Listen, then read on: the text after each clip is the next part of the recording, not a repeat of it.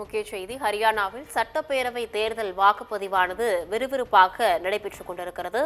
இந்த நிலையில் 9 மணி நிலவரப்படி 9.53% வாக்குகள் பதிவாகியிருப்பதாக அதிகாரப்பூர்வ தகவலானது வெளியாகியிருக்கின்றது.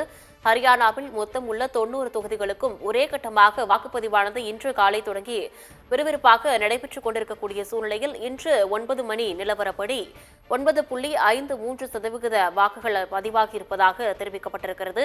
நீண்ட வரிசையில் நின்று மக்கள் ஆர்வத்துடன் வாக்களித்து வரக்கூடிய இந்த சூழ்நிலையில் தற்பொழுது 9 மணி நிலவரப்படி 9.53% வாக்குகள் பதிவாகி இருப்பதாக தெரிவிக்கப்பட்டிருக்கிறது. ஹரியானாவில் நடைபெற்று வரும் சட்டப்பேரவை தேர்தலில் 9 மணி நிலவரப்படி 9.53% வாக்குகளானது பதிவாக இருக்கின்றது.